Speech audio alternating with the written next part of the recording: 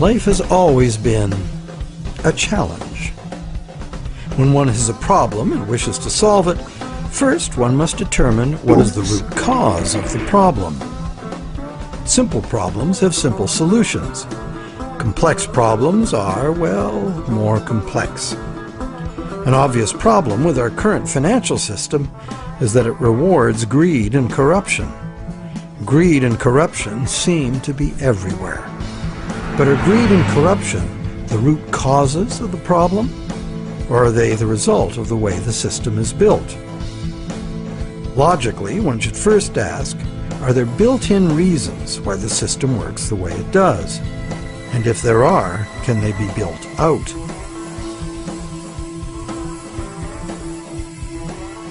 Some say the basic reason the system is unstable and leads inevitably to corruption is the charging of interest.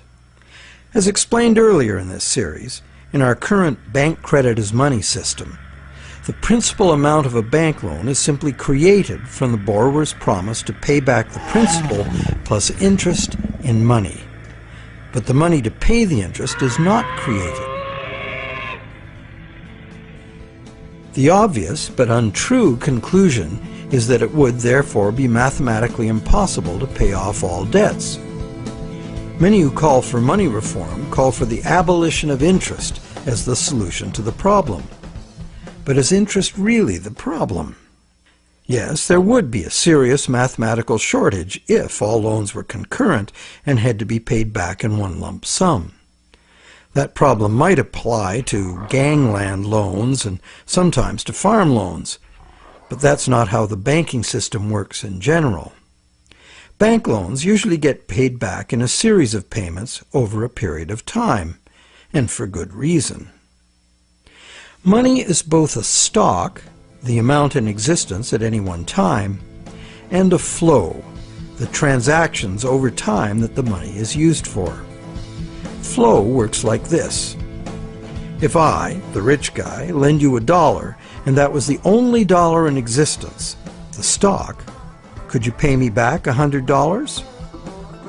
Well, if it had to be paid in one lump sum, no. That other $99, the interest on the loan, would be impossible to pay.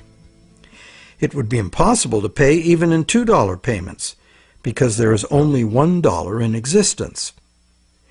But if I let you pay me the $100 in $1 payments, magic happens. In fact, in $1 payments, you could pay me back any amount of interest if you lived long enough. The only condition required to make full payment of a $100 debt with only $1 in existence is that I give you the opportunity to earn or otherwise get that dollar back each time you pay it to me. This is the flow.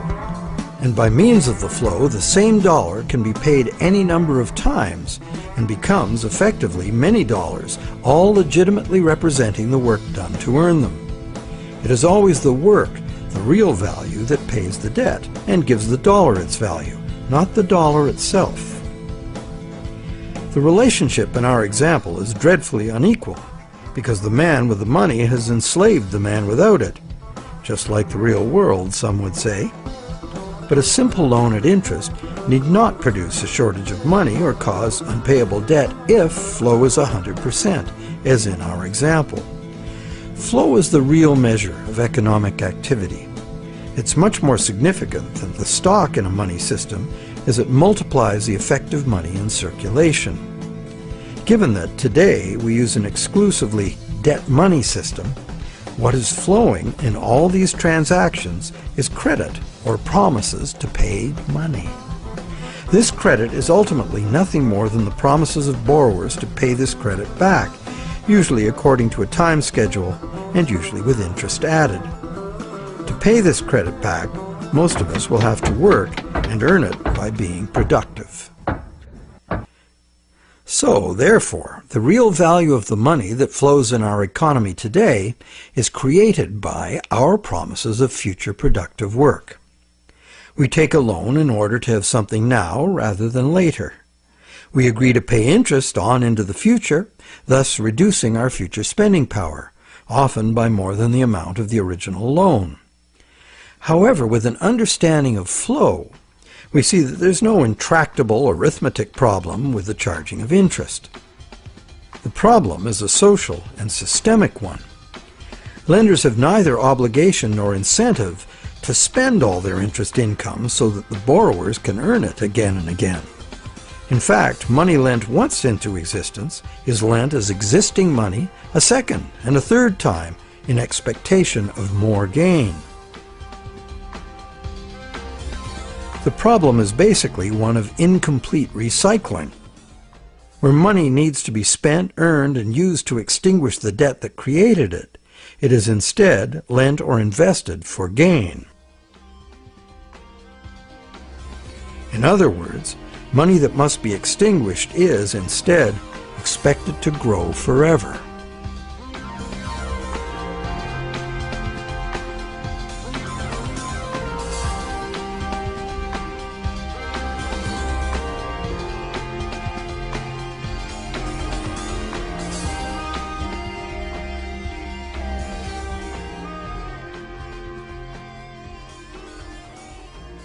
Here's another simple example of a basic mechanism inherent to all lending. Let's say I lend you $100 and you spend it into circulation. It eventually ends up in the possession of someone who doesn't need to spend it and decides to lend it instead. Now once again, let's say this is the only $100 in existence. So you have to borrow it from the secondary lender in order to pay off your debt to me. But now you have to borrow it from me to pay the secondary lender. This twice-lent money has become a perpetually unpayable debt. This debt can never be extinguished, nor even reduced without a default. Notice that interest doesn't even enter into this equation. The problem of perpetual debt remains, interest or no. And even if the money itself is of intrinsic value, like gold or silver, or if it is issued by governments as cash, twice-lent money creates perpetual debt exactly the same way.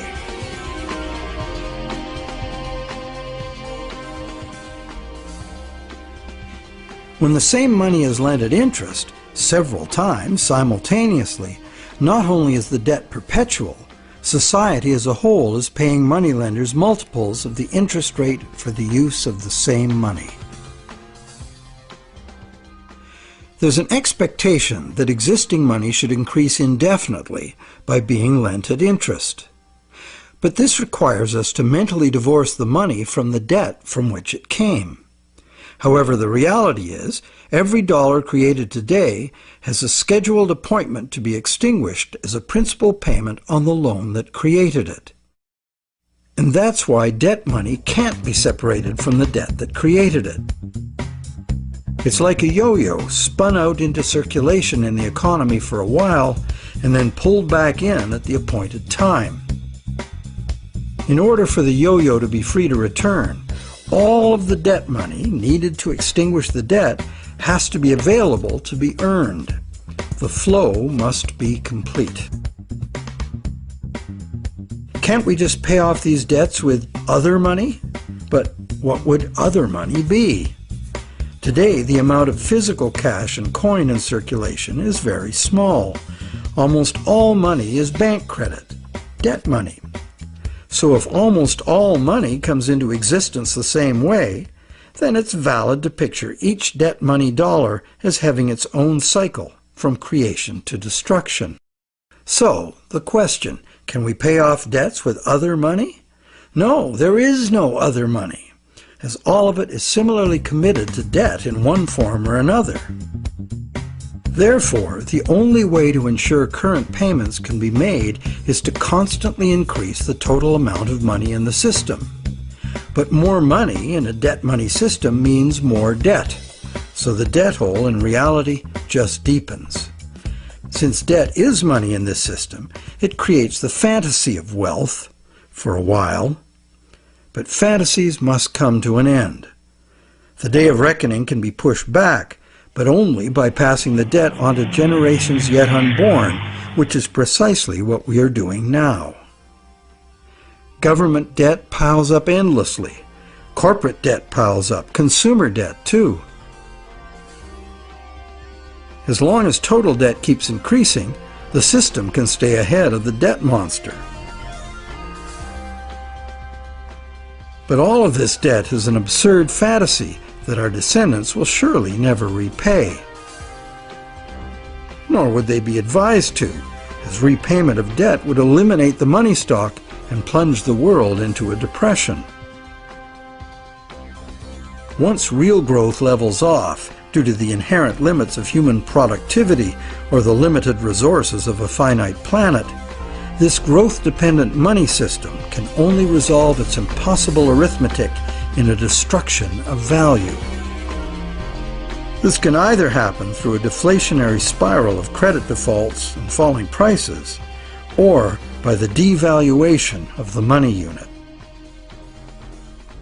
Taken to extremes, either course of events will destroy an economy and even a civilization.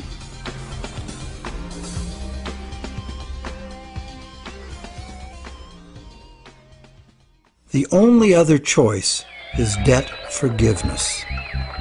In the ancient world, a regular debt jubilee, society-wide forgiveness of debts, was a common practice to deal with these unavoidable problems with lending.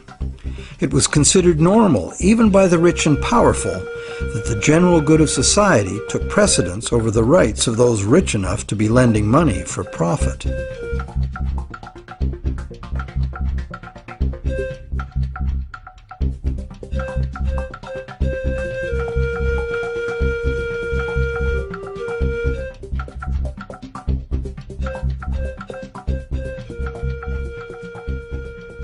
Some say that the money system's problems would be solved if we returned to using gold for money, or silver, or some other limited or hard commodity like oil or energy in general.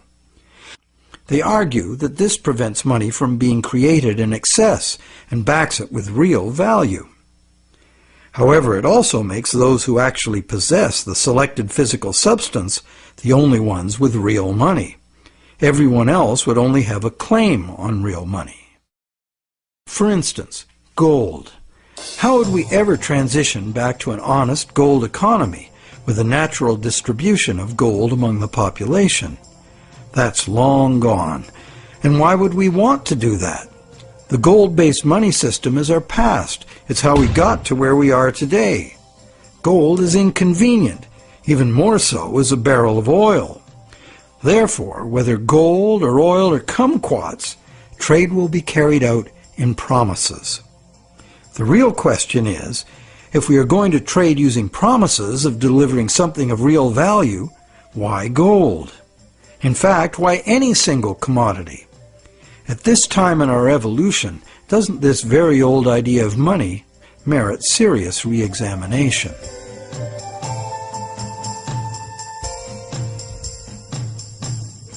It can be argued that our current elastic debt money is backed by real value, every bit as meaningfully as gold. That's because money, most of which is created as mortgages, represents the value of the assets pledged as collateral. So is bank credit money actually a claim on the real estate pledged to create it? Not directly. Bank credit money can be a claim on anything. Now, anything includes the real estate pledged as collateral, so it can be a claim on the real estate that was pledged to create it. So how is a promise of real estate any less valid than a promise of gold? Both gold and real estate can change value relative to other commodities. Neither is a permanent standard. In fact, there can never be a permanent standard of value because value is always subjective and variable. So it would seem that the crucial difference between a claim on gold and bank credit is that bank credit is not a claim on any specific real thing, while the promise of gold is. The promise of gold has to be a promise of a specific amount of a specific real thing from a specific promiser. Isn't that the essential reason why many people would consider a promise of gold the better promise? But that is only true if the promise is reliable and what is delivered is really gold. with the discovery that some of the gold bullion sitting in central banks is actually relatively worthless tungsten plated in gold, the whole argument that gold is the most solid, reliable money is shown to be neither solid nor reliable. Precious metal is susceptible to counterfeiting, it's heavy, and it's vulnerable to theft. So to return to commerce via the physical exchange of precious metal coins would mean civilization had reverted to a pre-electronic level of technology. In the absence of such a collapse, the economy would still wind up running on promises just as it does now. So once again, money would only be as good as the promises made, and there would be no need of actual precious metal coins if all transactions were carried out with promises.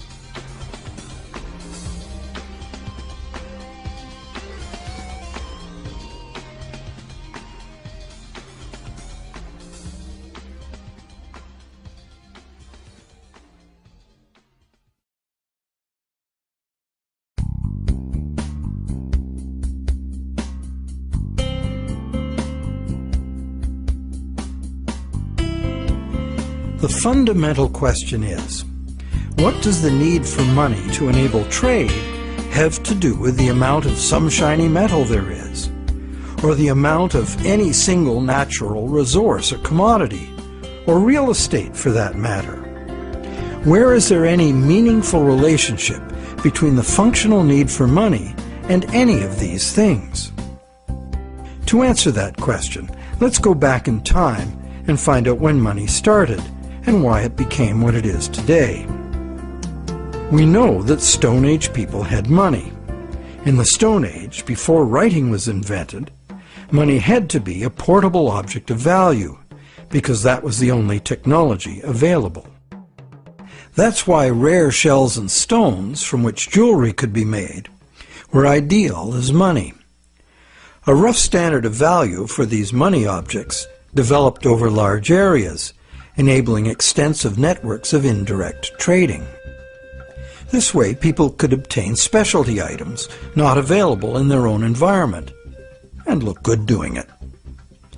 The popular concept of jewelry as a store of value has continued to this day. In later agricultural civilizations, cattle were often the standard value objects for large transactions, and salt for small ones. Salt was rare in those days and valuable. Roman soldiers were paid in salt, thus the term salary, meaning payment for services. With the invention of writing, trade in other commodities could be carried out using promises of cattle and salt. The cattle and salt weren't necessarily what was finally delivered. They were just commonly understood units of value in which the real trade goods could be conveniently priced. Written credits were expressed in these two common units, although they represented a variety of real goods and services. This form of money was ideal for local economies, where traders were known to each other and pledges could be collected upon.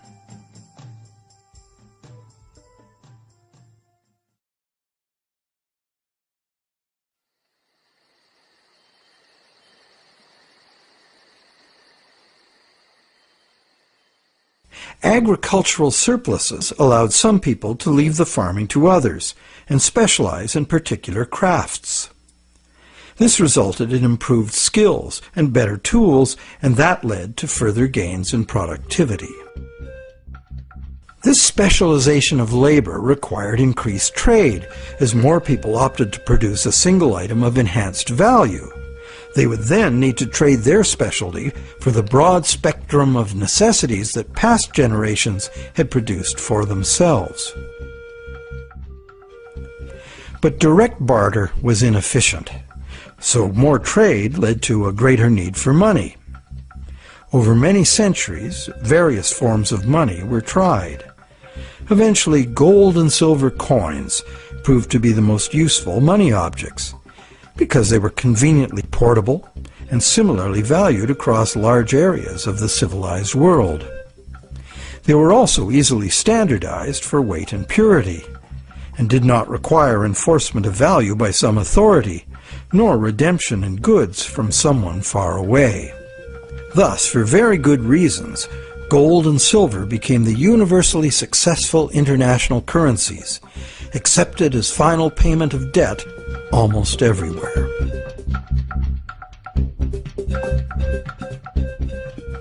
The problem with a system in which money is a standard commodity is that it is most efficient when only one standard commodity is used. But if you do that, it makes the value of money exclusively dependent on the quantity of that one commodity in relation to all other commodities. For example, the Spanish thought they would be fabulously wealthy with all the gold they stole from the Aztecs and the Incas, and then turned into money back home. But when the gold got back to Europe, sure, the amount of gold increased, but it didn't increase real productivity in proportion. Fertilizer would have been more useful for that. So because there was no big increase in real stuff to buy with it, the value of gold decreased, and the Spaniards discovered that gold had no absolute money value in itself, as many people had imagined it would. Its value was determined by its abundance relative to the value of real goods and services to be bought. Yet many continue to argue that the value of gold, a luxury item of no practical use to most people, should be the measure of value for all the real goods and services essential to our lives. While some campaign for a return to gold, others mistakenly believe that today's money still does represent gold held in a vault somewhere. That hasn't been true for decades. In our current money system, we use national fiat currencies and bank promises to pay in national currencies as the standard commodity instead of gold. National currencies used to be promises to pay in gold or silver, but way more promises were made than could be honored, so that system fell apart. Today, national currency is just legally enforced money, what they call fiat money. That is, it's money you have to accept because the government says so. To many, this government fiat money is just worthless paper.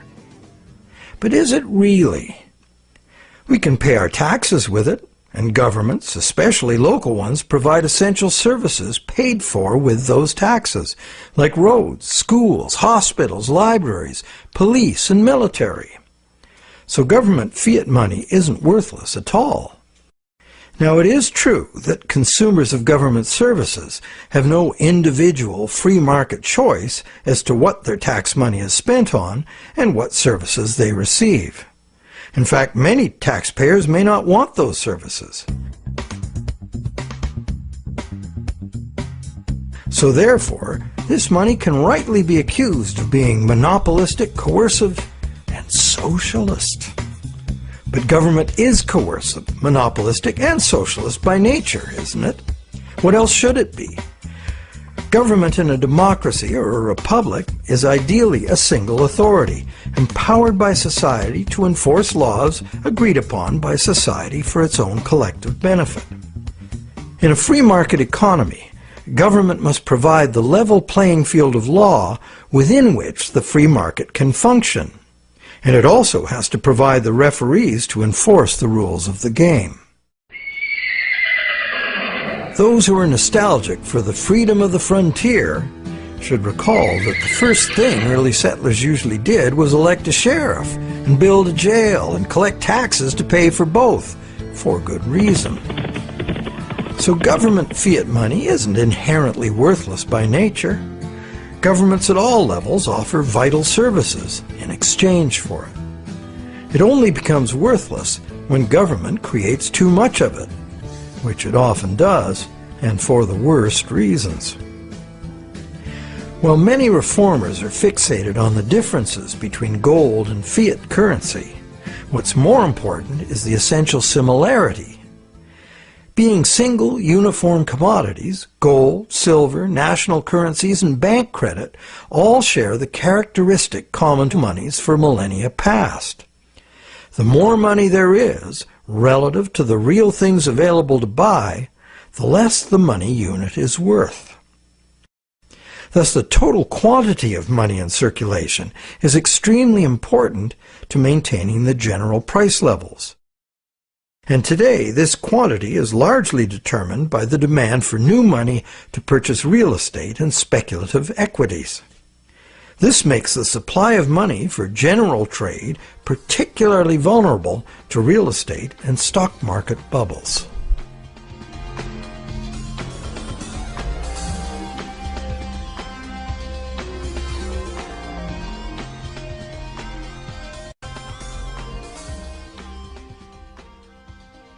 Perhaps the most significant problem with money as a single commodity is its tendency to concentrate wealth.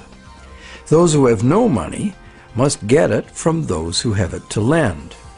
Anyone with extra money can lend it at interest, and if, rather than spending all of the interest, they add any of it to their lending capital, they will accumulate even more money to lend.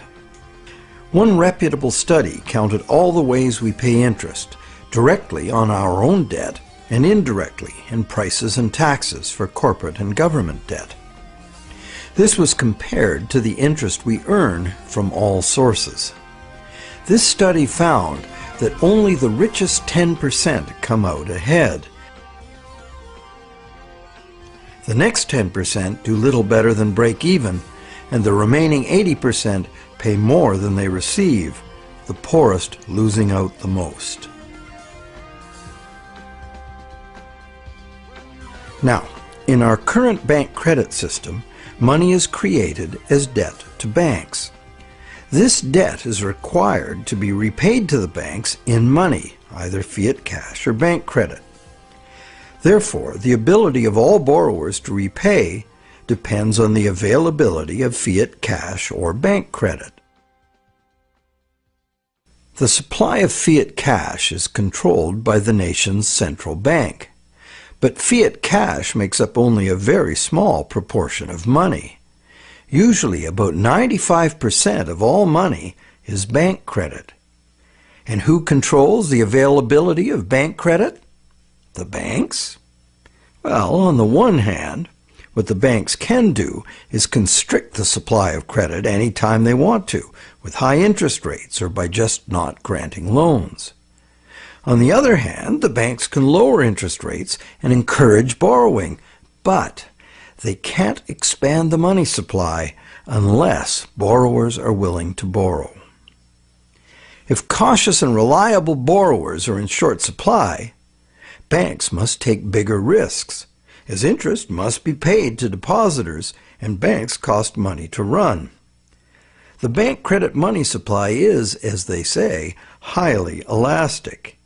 And because it's based on the willingness of borrowers to borrow and the reliability of borrowers' credit, it is vulnerable to both rapid expansion and drastic shrinkage.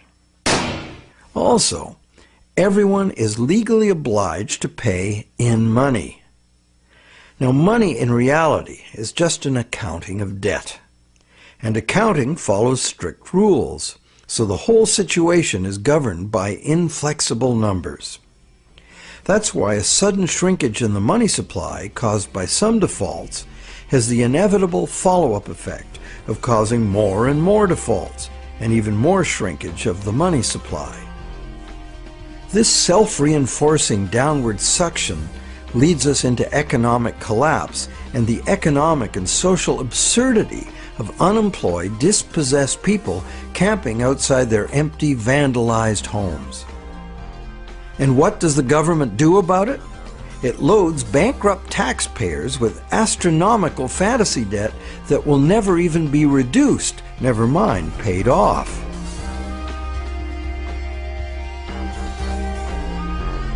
All this is done to fill up the negative balance sheets of the banks with money the banks never had in the first place.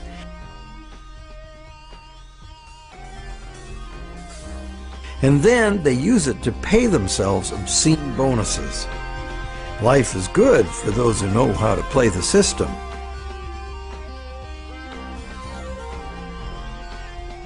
The bailout scam was the biggest daylight robbery in the history of the world. So far.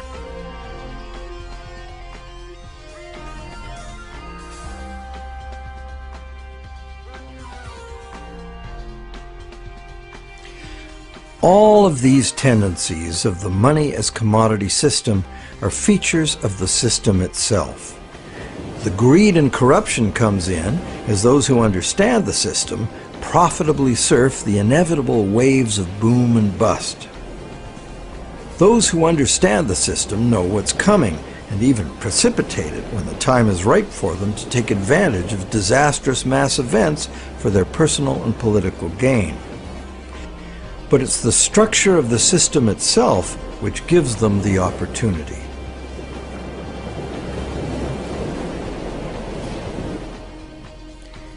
And they have taken this opportunity over and over again since ancient times. People complain of the injustice, blame each other, blame the left or the right or whoever the scapegoat of choice is. But they never really catch on to the reasons this keeps happening. That's because most of us shy away from trying to understand the true nature of money and of freedom. The basis of freedom is essentially the freedom to exchange goods, services, ideas. If you create something in proven demand, you and only you should have the right and the freedom to create and spend the credit money needed by someone to buy it. Money as a portable uniform commodity was invented a very long time ago. It was the only choice using the technological means available at that time. But times have changed. So why is this outmoded technology still the prevailing concept we have for money? Could we go beyond money as we've known it? Could there be a new basis, a fresh concept, a design that could more effectively address the real purpose of money in the 21st century?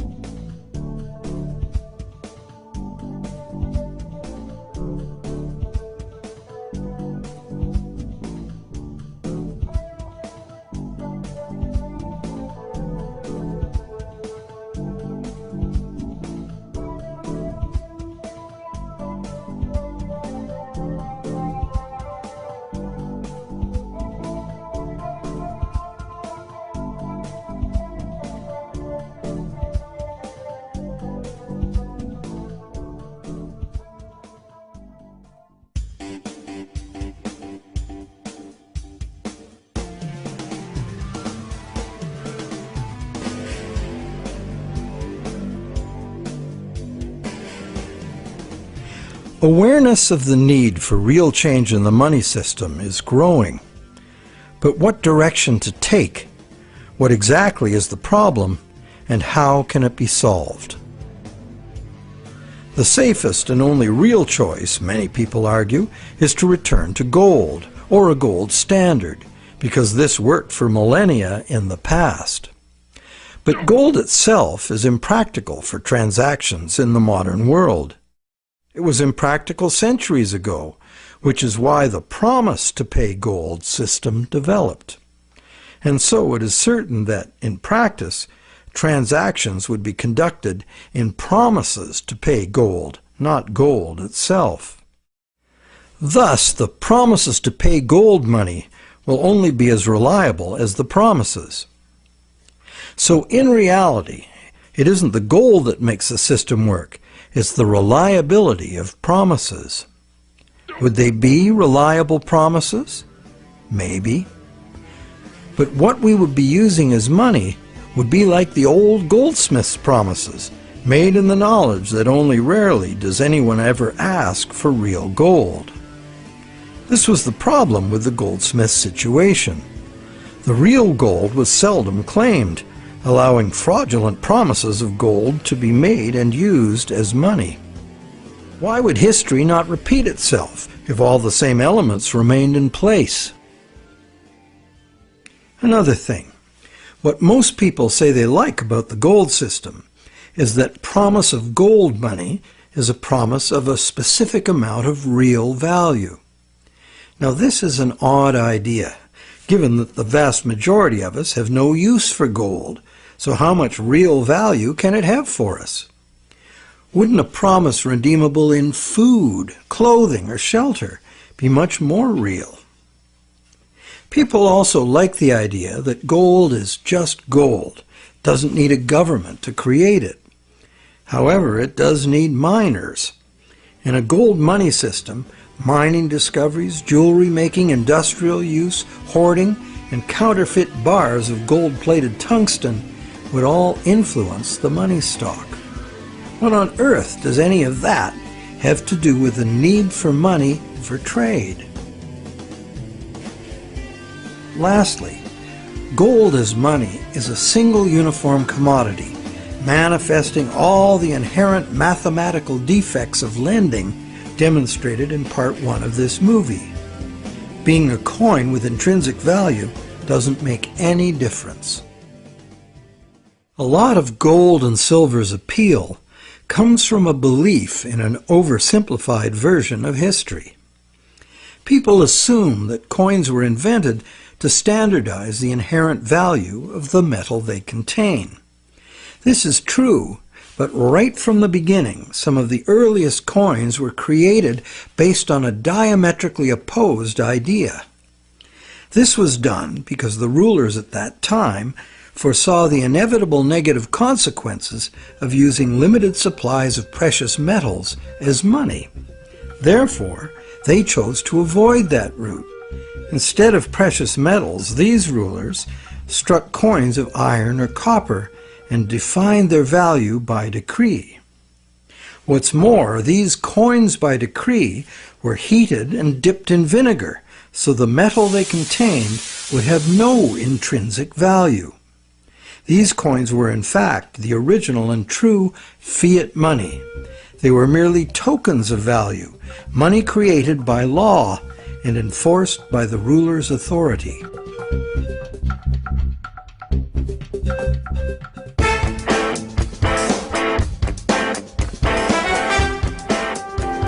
Pure fiat money is the other main idea favored by money reformers. They would restore fiat money to its true status as a national government monopoly on money creation. This current of money reform, in stark contrast to the gold advocates, insists that true money is fiat money by authority of the state. This money is to be simply spent into existence as a promise by the state to accept the same money back in payment of taxes. The taxes are compulsory, and the state also promises to enforce the acceptance of this money in court. These are very reliable promises and can result in very reliable money. if not abused. The problem these fiat money reformers have with the current system is that government has given away this power to private bankers and is now borrowing at interest money it could create itself with a few keystrokes, just like the banks do. This results in a massive unpayable national debt on which interest will forever be paid. This ever-growing national debt expands the money supply when new money is created by the central bank to buy more government debt. And the interest burden, passed on through taxes, adds to the cost of almost everything we buy, one way or another. In contrast to money being created as national debt, fiat money, simply spent into existence, would save the taxpayers immense sums of interest. It would free future generations from impossible debt, and it would forestall the tendency to inflation because the money supply would not grow forever with the national debt, as there would be no national debt. In the fiat money system, taking fiat money out of circulation by means of taxes preserves or restores the value of the remaining money in circulation. Not taxing it back sufficiently would devalue it. Understanding the proper use of government fiat money is a revelation. If you can charge prices or taxes for something in the future, you can issue that much new money now, because it is your valuable services to others and the reliability of your promises that create the real value of any money. The government can honor its promises to accept its money back in taxes, and it will make your debtors pay you in government fiat money if you take them to court. These are good reasons why government-issued money works now, and why it would work if governments just self-issued this credit instead of borrowing it from banks. But in this pure fiat money system, the money supply must still be determined by central authority. Therefore, the money supply is still limited, monopolistic, and managed from above. They have the power to create money, and you have to get the money from them. They also have the power to create way too much money and spend it on wars and other unproductive activities without the approval of those whose productivity gives that money its value. In the current system, these inflationary debts are now beyond absurd, threatening to crash the entire system and drag the whole world into chaos. To save themselves, governments are now laying impossible claims upon the productivity of generations yet unborn, a truly hopeless cause given the overall world situation. Witnessing government performance to date, many people believe that returning the full power to create money to corrupt, incompetent politicians would not only fail to solve our problems, it would be the height of insanity. It would really all depend on the quality of the people in government. Fiat money reformers believe there would have to be a substantial revolution in government to wrest this power back from the banks. Therefore, they believe it would be reasonable to expect that honest and competent people with a sincere concern for the public good would be in charge. But, good guys or bad, we would still be dependent on some distant someone else to maintain the value of our money. And they would have 1,000 pressures and temptations to enrich themselves by not doing so. And like gold as money, government fiat money is a single uniform commodity, manifesting all the inherent mathematical defects of lending at interest and twice lent money. Once the government creates the fiat money, and it goes into the banking system to be lent at interest, the problems created in the current system will continue as before. So, this pure fiat money idea might be very useful in rescuing governments from their own hopeless financial positions, and it is a limited example of the self-issued credit principle being advocated here. But pure fiat money would not address the root problems inherent in the math of lending, unless the principle were expanded beyond government. Advocates of pure fiat money like to claim it is money created by law, as if it were independent of economics. But if new fiat money were just spent into existence year after year without being removed from circulation as taxes, it would become worthless. What these fiat reformers tend to ignore when quoting history is that in ancient money created by law systems, the prices of critical commodities were also dictated by law. In fact, the value of money was defined by the ruler as so much of a certain commodity. Charge more or less for the designated commodities and it could be off with your head. Today, price controls like this could only be achieved in a self-isolated and totally bureaucratically controlled economy like Soviet communism. In a free market global economy, money created by law is bound by the same laws of supply and demand as any other single uniform commodity money. In other words, pure fiat money in a free market is an illusion.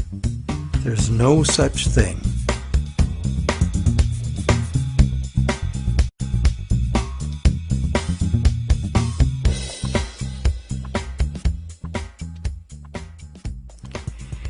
In the third stream of money reform are the various types of so-called alternative currencies, all of them based on some concept of money being created as self-issued credit.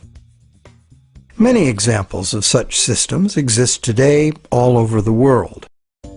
Some are very successful business-to-business barter networks, in which businesses create product credit money to use among themselves, independent of banks and government, and usually interest-free. Such systems are tolerated, and in Switzerland the existence of the Weir system is generally credited with stabilizing the banking system by expanding when the conventional system contracts and vice versa. But in the past, when they became too successful, alternative currencies were usually suppressed by the banking system or even outlawed by government. So, active suppression is the most significant external problem. The most common inherent problems with these systems are their limited scope and acceptance, their operating costs, and the unreliability of member credit. What the conventional banking system provides, worldwide reach, affordability, credit checks, and debt enforcement, are the necessary services that are usually inadequate or prohibitively expensive in the alternative systems. Once the small group of idealistic and honest originators are joined by members exhibiting the full range of human behavior, alternative systems discover they must deal with cheaters. Some are deliberate cheaters, others just not too conscientious about their debts. And at the opposite end of the spectrum are the hyper-conscientious people who won't issue credit because they are afraid they won't be able to fulfill it. A self-issued credit system cannot work if the members are afraid of issuing credit. And that is why it makes far more sense that government and essential industries like farming, forestry, mining, manufacturing, and construction should be the main and widely accepted sources of self-issued credit, not vulnerable individuals trading haircuts for pottery. However, we are talking about creating a truly liberated system of exchange. Therefore, in this proposed new system, anyone would have the freedom to issue credit, because only voluntary acceptance would determine the circulation of it. The costs of accounting in self-issued credit systems could be overcome entirely by emerging technologies, allowing the creation of a digital coin. Digital coins could be passed from one owner to another, peer-to-peer, so that no bookkeeping and no third-party involvement, like banks or PayPal, is required. This leaves only the problem of achieving global spread.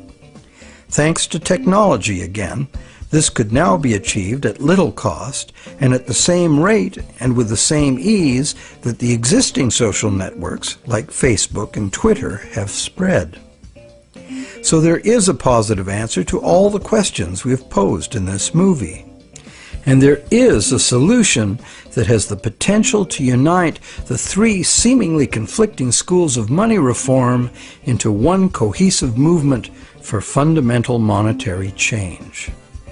Because, when examined closely, be it gold, tax receipts, or someone's goods and services, all three schools of money reform are really calling for the same thing: money that is redeemable for something specific from someone specific. Once one comes to that realization, it becomes obvious that self-issued credit for the full range of goods and services in demand would necessarily include gold, silver, and government tax receipts, as these are also things in demand. We just need to look beyond obsolete beliefs to see the heart of the situation. The all-inclusive self-issued credit system, the basis for almost all so-called alternative currencies, could contain within it both the precious metal and the payable for tax models of money without any contradiction.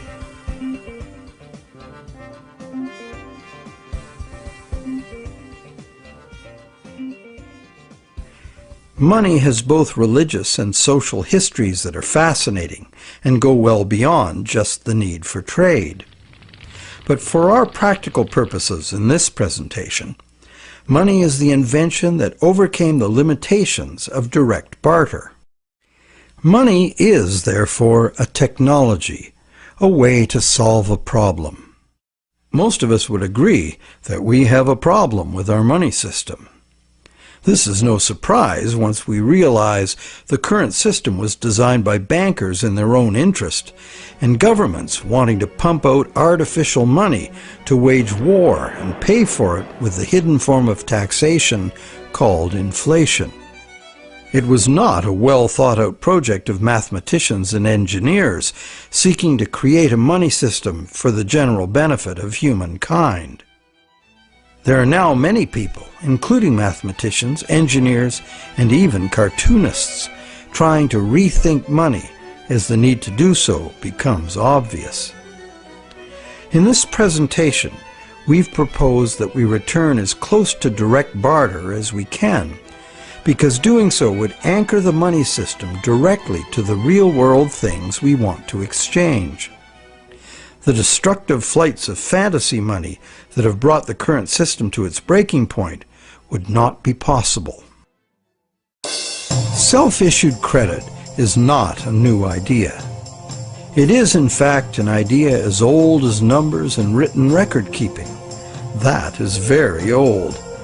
However, only with our new technologies can it finally achieve its full potential as an international medium of exchange.